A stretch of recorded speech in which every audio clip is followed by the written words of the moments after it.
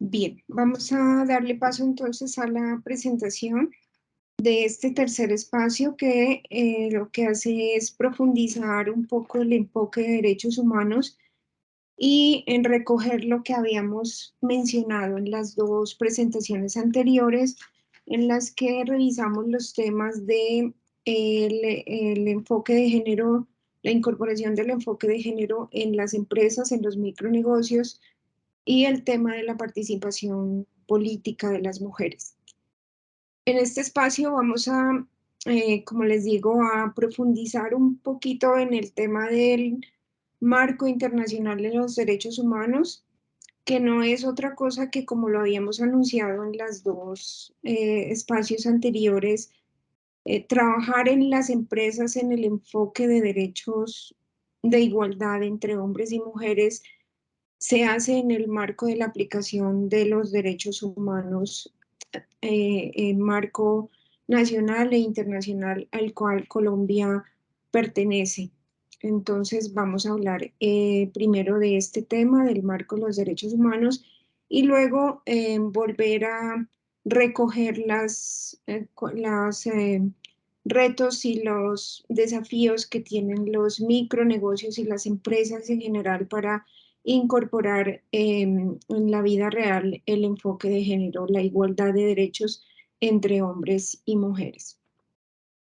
Entonces, iniciamos diciendo que el enfoque de género o buscar la igualdad de derechos entre hombres y mujeres no es otra cosa que ponerse en el marco de los derechos humanos.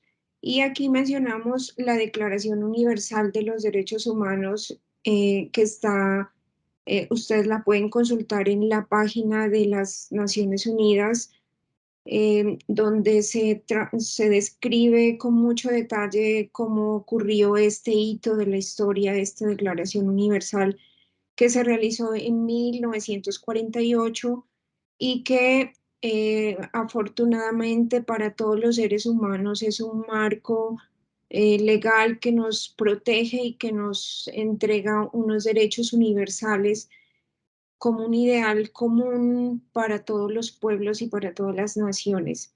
Esta declaración se formuló con participación de todas las regiones del mundo, participantes que venían de contextos jurídicos y culturales muy distintos y se pusieron de acuerdo en estos que son los derechos humanos que nos protegen y nos rigen a todos en todas las regiones del mundo. El primer artículo, lo que vamos a hacer ahora es revisar los 28 artículos muy rápidamente como enunciados muy generales, y es muy importante que todas las empresas, los empresarios, las empresarias en particular puedan tener una lectura tal vez de a grupitos, leyendo todos los artículos detalladamente, pero solo en este caso para enunciarlos y comentarles que estos derechos nos cobijan a todos los seres humanos. En principio, el artículo 1 dice que nacemos libres e iguales en dignidad y derechos, y todos los seres humanos inicialmente estaba formulado como todos los hombres. Fue una mujer de India la que dijo, no es todos los hombres, sino todos los seres humanos. Hansa Mehta, quien incorporó, cambió, digamos, es famosa por esto, por haber cambiado este enunciado que estaba todos los hombres por todos los seres humanos nacemos libres e iguales en dignidad y derechos.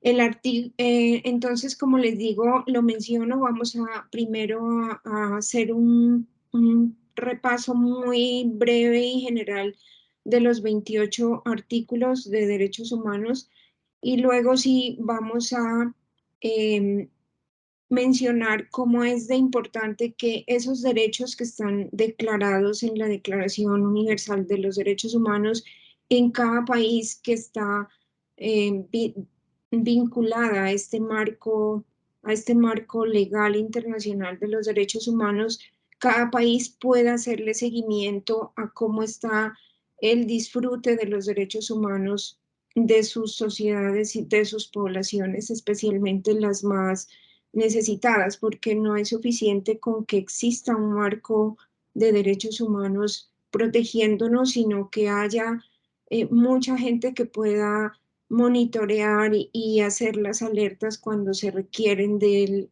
cumplimiento o del incumplimiento o el cumplimiento insuficiente de los mismos, porque se supone que estos son los mínimos que debemos gozar por el hecho de ser seres humanos y estar inscritos en este marco jurídico de los derechos humanos. Entonces, no es solo conocerlos, por eso el llamado es a que todos conozcamos estos 28 artículos que declaran nuestros derechos, que son tan importantes y que nos cobijan independiente de la raza, el color, el sexo, el idioma, la religión, las ideas políticas. Todos los seres humanos estamos cobijados con estos derechos y es muy importante conocerlos. Entonces, el llamado es a leerlos sí, por grupos, primero los primeros tres, luego otros tres, hasta que podamos tener conciencia de cuáles son ese marco de derechos que nos cobija y que podemos siempre tenerlo a mano para pedir su aplicación de parte de todos los gobiernos y los países que están inscritos en este marco jurídico. Entonces, como les digo, vamos a hacer un recorrido por esos 28 artículos y luego sí miraremos cómo está el balance de los derechos humanos en Colombia ahora que empezó el nuevo gobierno de cara, cómo estamos de cara a algunos de esos derechos más importantes para saber también cómo es importante tener claro cómo se puede participar, cómo se puede ayudar, cómo se puede ser parte de ese cumplimiento de derechos humanos en Colombia. Y finalmente haremos un resumen recordando cuáles fueron los pasados dos espacios en donde se mencionaron los principios de empoderamiento económico de las mujeres en las empresas, que es el tema finalmente que aspiramos con estos tres espacios poder delinear y construir en cada una de las empresas independiente de su tamaño. Es importante que pasemos del conocimiento, de la reflexión a la acción. Entonces vamos a terminar recordando esos desafíos y esos retos para las empresas. Entonces, como decimos, aquí hay tres artículos. El primero, todos los seres humanos nacen libres e iguales en dignidad y derecho. Toda persona tiene todos los derechos y libertades proclamados en esta declaración, independiente de la raza, el sexo, el color, el idioma, la religión o la opinión política. Y todo individuo tiene derecho a la vida, a la libertad y a la seguridad de su persona. Este sí que es un derecho humano muy importante, especialmente en Colombia por el contexto del conflicto armado y por lo que ya conocemos. Entonces, es un derecho, es derecho a la vida, a la libertad y a la seguridad de su persona. El artículo 4 dice, nadie será sometido a esclavitud ni servidumbre. El artículo 5 dice, nadie será sometido a torturas ni a penas o tratos crueles. Todo ser humano tiene derecho al reconocimiento de su personalidad. Todos son iguales ante la ley y tienen sin distinción derecho a igual protección de la ley. El artículo 8 dice, toda persona tiene derecho a un recurso efectivo ante los tribunales nacionales competentes. Nadie podrá ser arbitrariamente detenido, preso ni desterrado. Este también sí que es un derecho que nos conmueve en Colombia, sobre todo en las zonas rurales, donde, como sabemos, pues el desplazamiento ha sido uno de los delitos más aterradores y más graves en Colombia por las cifras y por el daño que ha generado. Toda persona tiene derecho en condiciones de plena igualdad a ser oída públicamente y con justicia por un tribunal independiente. Los artículos 11, 12 y 13 dicen: toda persona acusada de un delito tiene derecho a que se le presuma su inocencia mientras no se pruebe que es culpable. Nadie será objeto de injerencias arbitrarias en su vida privada, su familia, su domicilio o correspondencia, ni ataques a su honra o su reputación. El artículo 13 dice: toda persona tiene derecho a circular libremente y a elegir su residencia en el territorio de un estado.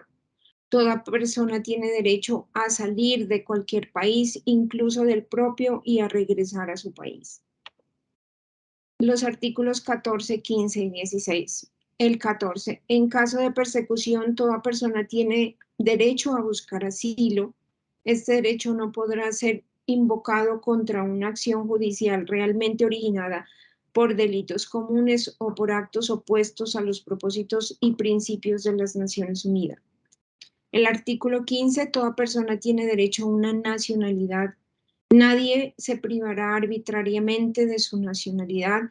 Y el artículo 16 dice: los hombres y mujeres a partir de la edad nubil tienen derecho sin restricción alguna por motivos de raza, nacionalidad, religión, a casarse y fundar una familia. La familia es el elemento natural y fundamental de la sociedad y tiene derecho a la protección de la sociedad y del Estado. Los artículos del 17 al 19. Toda persona tiene derecho a la propiedad individual y colectiva. Nadie puede ser privado arbitrariamente de la propiedad. Toda persona tiene derecho a la libertad de pensamiento, de conciencia y religión. Este derecho incluye la libertad de cambiar de religión o de creencia, así como la libertad de manifestar su religión o su creencia individual o colectiva. Y el artículo 19 dice: todo individuo tiene derecho a la libertad de opinión y de expresión. Incluye este derecho no ser molestado a causa de sus opiniones, el de investigar y recibir informaciones y opiniones, y el de difundirlas sin limitación de fronteras por cualquier medio de expresión. También muy pertinente en Colombia, donde todos sabemos las diferencias políticas se han resuelto, no solo no se han respetado, sino que han sido resueltas de manera violenta.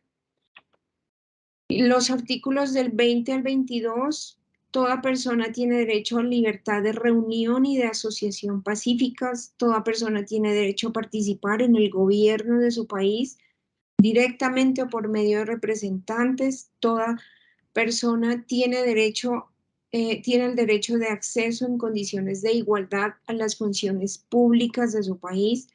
La voluntad del pueblo es la base de la autoridad del poder público. Esa voluntad se expresará mediante elecciones auténticas.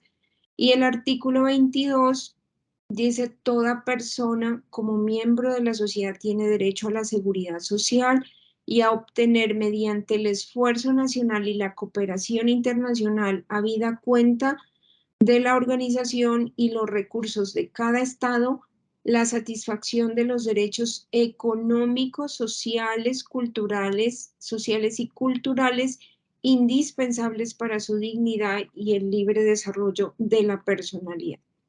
Entonces, como ven, los derechos, los DES, que llamamos derechos económicos, sociales y culturales, son parte de los derechos humanos y deben ser garantizados por el Estado y por la cooperación, con apoyo de la cooperación. Los artículos 23 y 24, toda persona tiene derecho al trabajo, a la libre elección de su trabajo, a condiciones equitativas y satisfactorias de trabajo, a la protección contra el desempleo. Toda persona tiene derecho a igual salario por trabajo igual. Toda persona tiene derecho a una remuneración equitativa y satisfactoria que le asegure, así como a su familia, una existencia conforme a la dignidad humana y que será completada en caso necesario por cualesquiera otros medios de protección social. por ejemplo, una renta básica o un subsidio al desempleo. Toda persona tiene derecho a fundar sindicatos y a sindicarse para la defensa de sus intereses. Toda persona tiene derecho al descanso, al disfrute del tiempo libre, a una limitación razonable de la duración del trabajo y a vacaciones periódicas pagadas. Como ven, los artículos 23 y 24 sí que son pertinentes para aplicar en el desarrollo empresarial independiente del tamaño de la unidad productiva. Esto lo hablamos en el primer espacio en donde hablamos del pacto global y de los principios para el empoderamiento de las mujeres y se habló de esos 7 principios que tienen relación con crear las condiciones para que las mujeres puedan tener acceso en igualdades condiciones a los beneficios que generan el trabajo, el empleo, el descanso, la remuneración, el bienestar y la seguridad social. Estos artículos, como ven, tienen, obligan a los estados, a las sociedades a cumplir con el derecho al trabajo y todo lo que significa como seguridad social y bienestar. Y luego están los artículos 25 y 26 que tienen que ver con también los DES. Toda persona tiene derecho a un nivel de vida adecuado que le asegure, así como a su familia, salud y bienestar. Y el último, toda persona, el artículo 26, tiene derecho a la educación. El artículo 25 menciona la maternidad de la infancia, tienen derecho a cuidados y asistencia especiales. Todos los niños nacidos de matrimonio o fuera del matrimonio tienen derecho a igual protección social. La educación tendrá por objeto el pleno desarrollo de la personalidad humana y el fortalecimiento del respeto de los derechos humanos y las libertades fundamentales. Y finalmente están los artículos 27 y 28. Toda persona tiene derecho a tomar parte libremente en la vida cultural de la comunidad, a gozar de las artes y a participar en el progreso científico y en los beneficios que de él resulte. Tiene derecho a la protección de los intereses morales y materiales que le correspondan por razón de las producciones científicas, literarias o artísticas que sea autora. Toda persona tiene derecho a que se establezca un orden social e internacional en el que los derechos y libertades proclamados en esta declaración se hagan plenamente efectivos. Entonces, estos son los 28 artículos que resumen los derechos humanos, como les comento, que rigen para todas las sociedades, los estados que están incluidos en este marco jurídico internacional de derechos humanos.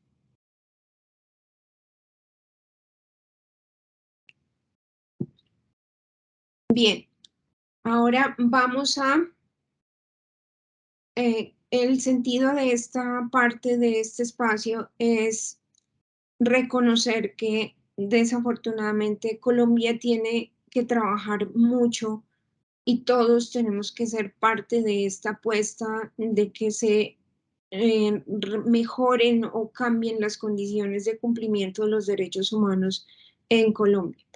Este balance recoge algunas cifras y aspectos del documento que se hizo sobre los derechos humanos en Colombia en este año y mencionan algunos de los temas más importantes con el ánimo, con el propósito de que tengamos un contexto de en dónde vamos a, dónde inicia este gobierno, cuáles son los principales retos que tiene para mejorar el estado de cumplimiento del goce efectivo de los derechos humanos en Colombia.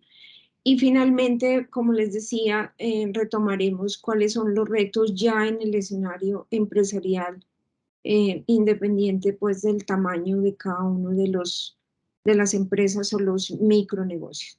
Entonces, como balance se menciona eh, algunos títulos con algunas cifras que muestran en dónde tenemos que trabajar como sociedad, como el Estado, junto con la sociedad, con las organizaciones, con los empresarios, para que reconociendo en dónde estamos podamos también participar en todos los escenarios que tienen que ver con mejorar la situación de derechos humanos en Colombia. Entonces, el primer título tiene que ver con el asesinato de líderes sociales, pues la cifra es de, según Indepaz, de 310 líderes asesinados en el año 2020, que es una cifra eh, infinitamente pues grave, aterradora y que propició, digamos, la movilización que se llevó a cabo en el 2021 de parte de las organizaciones liderada por los estudiantes, por las universidades, y a la que se pegó todo el movimiento social en Colombia por este fue una gran motivación de ver esta cifra y de pedirle al Estado colombiano que haga algo que pare esta situación tan grave de el asesinato de líderes sociales. Líderes ambientales asesinados en el mundo, 225 líderes, de esos 65 fueron en Colombia. Aumentaron de nuevo las masacres, según Naciones Unidas. En el 2021 se han verificado 78 masacres, que este era un tema que ya a raíz de la firma del acuerdo de paz Colombia estaba con unas cifras muy distintas sobre estos hechos violentos. Sin embargo, en el 2021 vemos de nuevo masacres, una cifra pues que no se veía desde que iniciaron las negociaciones entre el Estado colombiano, el gobierno colombiano y las FARC. El desplazamiento forzado también fue una cifra, fue un delito que había casi desaparecido en el proceso del acuerdo y con la firma del acuerdo. Sin embargo, en el 2021 se registran 123.000 víctimas de desplazamientos forzados, que nos pone como tercer país con desplazamiento forzado, eh, después de hay dos países delante de Colombia con desplazamiento forzado, que son Siria y República del Congo, y otra vez somos de los primeros países en, en reportar cifras de desplazamiento forzado, que como todos sabemos genera destrucción de la sociedad, de las familias y desarraigo por todas las pérdidas emocionales, de capitales, de todas las poblaciones rurales en las zonas que más han sufrido pobreza y violencia. Volvemos a esta cifra, desafortunadamente, que nos muestra en el 2021 más de 123.000 víctimas. Otra vez está aumentando el tema de los confinamientos de poblaciones que se encuentran en medio de fuegos cruzados de grupos armados, que tampoco había también disminuido estas cifras y volvieron a aparecer como en los desafortunadamente momentos de los más difíciles que ha vivido Colombia. También se reporta una expansión paramilitar, grupos de las autodefensas gaitanistas de Colombia, otra vez con presencia en 253 municipios de los 1.103, que es un control muy grande, muy amplio, es casi un cuarto de país en términos de los municipios, otra vez en manos de grupos del paramilitarismo, que como sabemos también ha sido responsable del sufrimiento y el daño y la violencia en muchas regiones. Se lee una reactivación del conflicto armado, eventos, ataques con las misiones médicas, minas antipersona, desaparición forzada, finalmente está la cifra de 320 excombatientes de las FARC asesinados después de la firma del acuerdo de paz, que esto ya se considera pues un genocidio, porque son los hombres y mujeres que le apostaron a la paz, que entregaron las armas, que firmaron el acuerdo y sin embargo ya hay 320 excombatientes asesinados.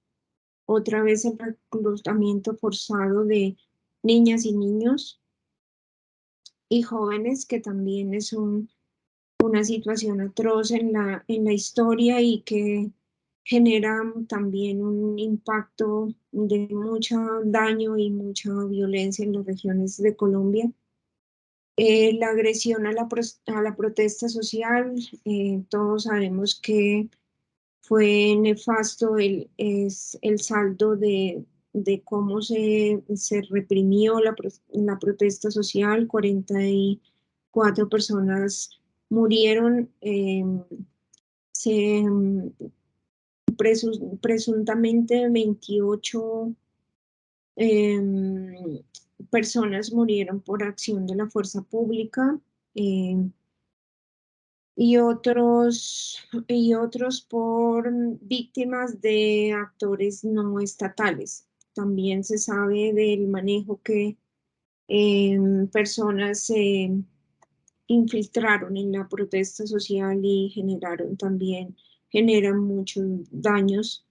Em, la política del presidente Duque de no facilitar la expresión de descontento social, sino la respuesta violenta y represiva a a la protesta social ha sido un aspecto que no puede seguir pasando en Colombia y por el contrario, tiene que haber garantías de que la sociedad, los sectores sociales, los defensores de derechos humanos, ambientales, puedan informar, protestar y construir opinión alrededor de cómo se tiene que hacer la política pública en Colombia y cómo se tienen que corregir la desigualdad, la pobreza y caminar hacia la convivencia pacífica. Entonces, este también es un aspecto que hay que resaltar en este balance de derechos humanos en Colombia,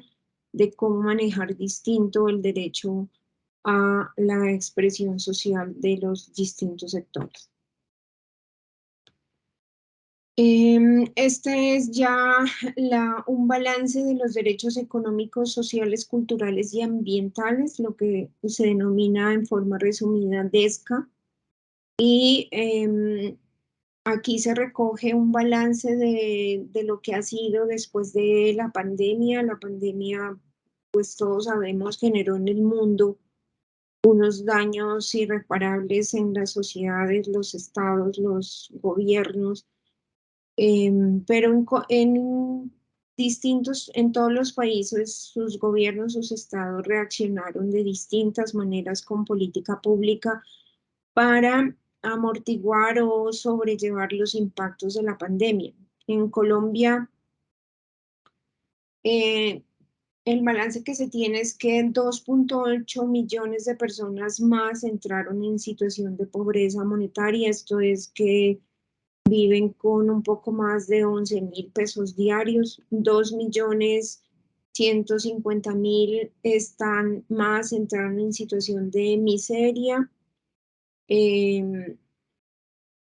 Pasó de tener 3.9 millones a 6.1 millones. Entonces, son cifras bastante preocupantes porque reponerse de el país para salir de la pobreza monetaria y de las personas en situación de miseria, pues tiene que haber una política pública muy poderosa y muy contundente para que pueda eh, mm, superar estas cifras y salir de apoyar a las personas en esta situación porque se pone en, todo esto hace parte de si no se reacciona de manera oportuna con política pública, el país se pone pues también en vilo su viabilidad como sociedad con tantas millones de personas en pobreza y en miseria. Y en esta clase de miseria y de pobreza, pues es un país cuya futuro, digamos, no puede estar asegurado y nadie puede ser ajeno a esta situación porque afecta el desarrollo en general, nos afecta como sociedad y como Estado tener estas cifras de pobreza y de miseria. Entonces, estos son temas que este gobierno va a tener que atender con planes de choque, con política pública muy asertiva y rápida para poder eh, rebasar superar o atender estas cifras. El trabajo informal como fuente principal de ingresos, es decir, la falta de seguridad social y la estructura desigual del empleo, eh, haciendo que hayan nuevos sectores que le den, que formalicen el empleo y la seguridad social, es un tema que le hace falta a Colombia. Eh, y finalmente está, o bueno, finalmente no, se destaca el tema de Colombia ahogada por el hambre. En COVID muchas familias no tuvieron, no dejaron de tener acceso en cantidad y calidad a la canasta de alimentos básica. Muchas familias, muchos hogares dejaron de consumir 3 comidas a solo 2 y calidad alimentos insuficientes para asegurar lo mínimo de dignidad. Entonces, este tema de Colombia ahogada por el hambre también es un reto para este gobierno porque lo que no puede pasar es que haya una sola familia que en Colombia no pueda acceder a una canasta de alimentos básicos. Ese es un derecho humano y hay que velar porque estos millones de hogares que están en este momento padecen eh, inseguridad alimentaria puedan resolver este tema del acceso. ¿Por qué ha pasado también esta falta de o llegar a esta situación de hambre y de inseguridad alimentaria? Pues también sabemos la corrupción sistémica dentro del programa de alimentación escolar. Eh, Todos supimos del escándalo, de cómo los alimentos son de mala calidad, son insuficientes en cantidad, alimentos que no cumplen estándares, que están vencidos, que no producen el mínimo de proteína, de vitaminas para las niñas y los niños.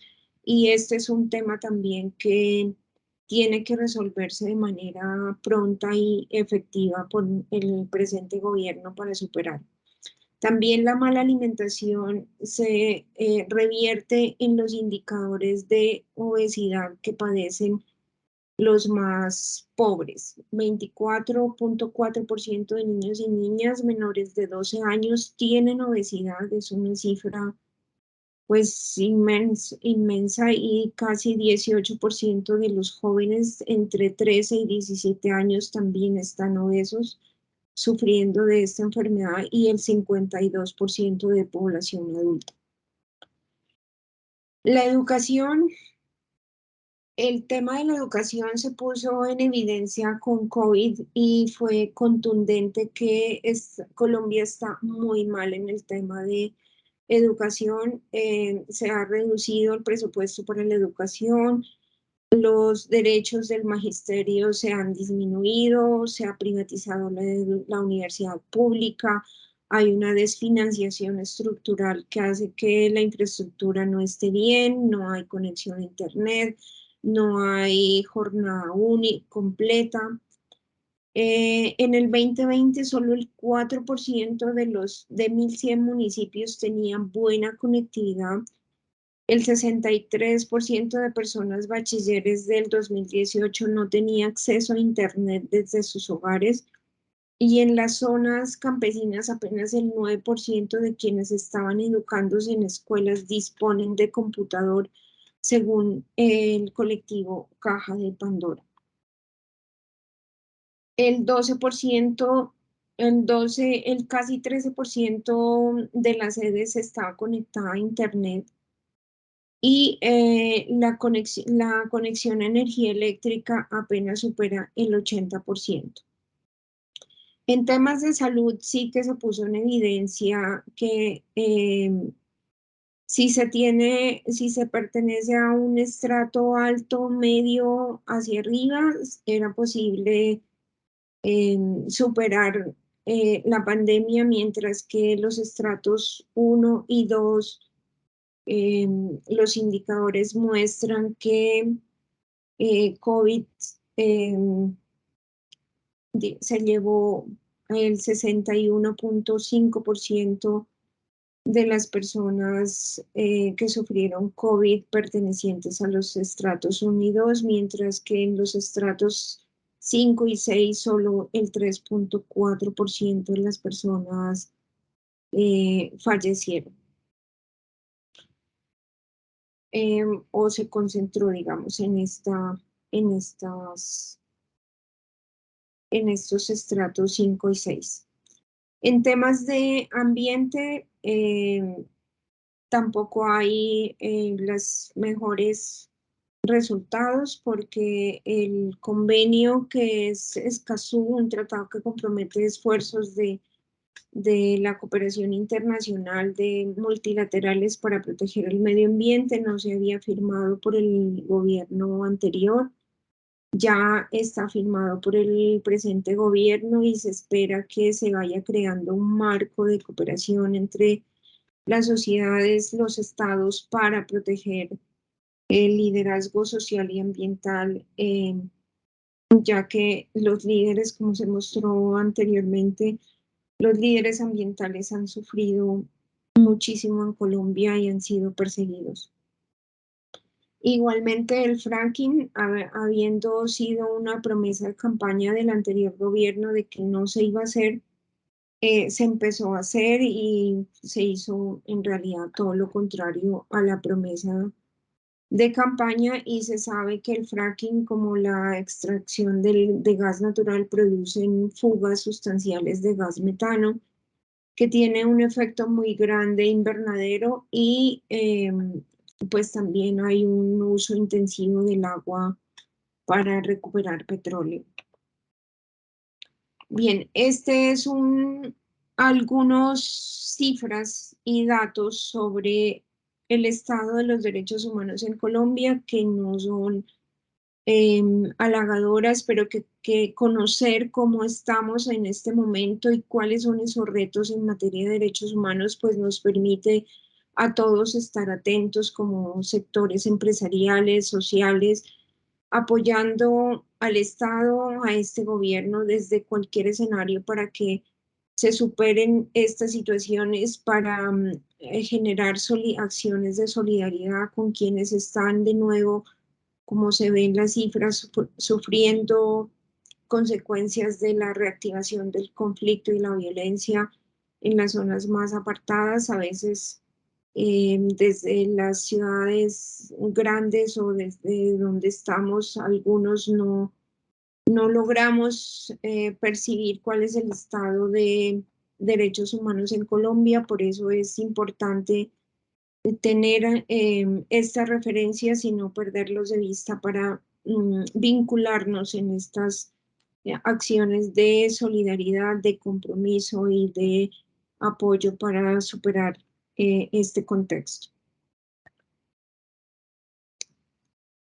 Una vez hemos mostrado cuáles son esos derechos humanos, que, como les digo, es importante volverlos a revisar, tenerlos siempre presentes, porque son un marco de seguridad social, de seguridad de los derechos a que tenemos todos los colombianos y todos las regiones del mundo a ser parte de esto.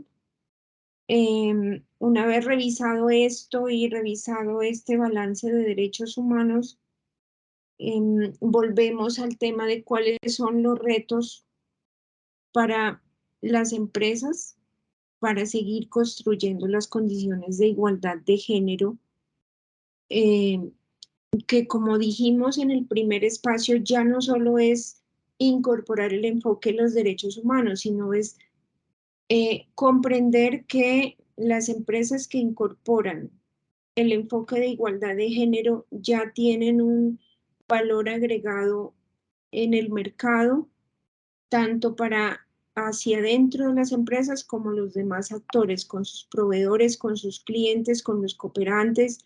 El decir, soy una empresa que está pensando en incorporar el enfoque de género y lo estoy haciendo de esta manera y lo estoy evaluando y lo estoy informando, esto le genera un valor en los mercados. Entonces ya no es solo cumplir con el enfoque de derechos humanos, sino también es, como les digo, es empezar a ser parte de ese pacto global en donde las empresas de mujeres y hombres que están conscientes del valor que tiene incorporar el enfoque de género y a tener acciones concretas de igualdad entre mujeres y hombres les genera mayor valor. Entonces, esta última diapositiva resume esos retos que tenemos y que vimos en el primer espacio de cómo hacer para cumplir con esos principios de empoderamiento, cómo revisar cuáles temas al interior de las empresas y que resumimos ahora en estas 4 cosas. Incorporar el enfoque de derechos humanos en el desarrollo empresarial, porque como ya vimos, el derecho al trabajo, el derecho al salario, el derecho a la seguridad social, al descanso, a las vacaciones, al bienestar, hace parte de los derechos humanos y como Colombia está en ese marco internacional de derechos humanos, estaríamos también cumpliendo ese marco de derechos humanos. ¿Y qué tenemos que hacer como retos? Primero, en cada empresa, reconocer las condiciones de vida de las mujeres y sus historias acorde con ello, desarrollar las acciones en la empresa, la comunidad y el Estado que favorezcan la igualdad de género. Entonces ya dijimos hay que poner una lupa a quiénes son nuestros colaboradores, colaboradoras, cómo es su vida, cómo es su horario, cuántas horas dedican al cuidado de su familia y de su comunidad, cómo es el acceso a la educación, a la formación profesional y técnica en el trabajo, cómo es el recorrido, cómo son sus viajes diarios del trabajo a su casa, cómo mejorar esas condiciones. Todo esto lo vimos en el primer espacio y el primer reto es reconocer estas condiciones de vida de las mujeres, de cómo llegaron a sus empresas y cuáles son las situaciones de igualdad entre hombres y mujeres para, de acuerdo con eso, si hay que crear condiciones para que las mujeres puedan mejorar su formación, para que las mujeres puedan acceder a más tiempo libre, para que las mujeres puedan liberarse de tiempos de cuidado, poder desarrollar acciones en donde hombres y mujeres participen también del cuidado en la casa, del cuidado en la empresa, del cuidado en la sociedad, del cuidado con los hijos, del cuidado con los adultos mayores, del cuidado con los enfermos. Y reconocer estas condiciones, generar un diálogo y una reflexión sobre cómo viven hombres y mujeres que trabajan, que son colaboradores de nuestros negocios, cómo vivimos nosotras como mujeres y los hombres. Esto nos va a permitir esta reflexión de qué hay que hacer para que se favorezca la igualdad entre hombres y mujeres. Entonces, cada empresa tiene una manera de hacer esta tarea de reconocimiento de cómo son las condiciones de cada uno de los mujeres y hombres que trabajan con nosotros. Em, una vez se reconozcan estas condiciones y haya una manera de hablarlos, pues las acciones seguramente van a ser creativas y van a ser paulatinas porque no se puede esperar generar una igualdad de género de un momento para otro ni total, pero sí se puede arrancar con acciones y solo el hecho de reconocer las condiciones de mujeres y hombres ya nos pone en una posición y en una emoción diferente para que entre hombres y mujeres construyamos este compromiso de la igualdad de género. Promover y facilitar la participación política de las mujeres en todos los escenarios es otro de los retos. Entonces, ya dijimos en este espacio de la participación política que solo las mujeres pueden representar sus intereses en todos los escenarios de la vida familiar, comunitaria, social. No se puede suplantar la participación de las mujeres por ningún motivo ni por los hombres, sino que hay que promover que ellas se hagan visibles con sus acciones, que participen en la toma de decisiones en todos los escenarios.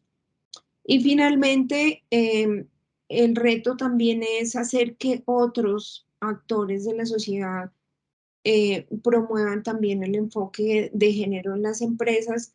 Y esto cómo se hace informando de que se está asumiendo este enfoque, que se han hecho estas acciones y que se están cambiando los indicadores hacia favorecer la igualdad de género en las empresas.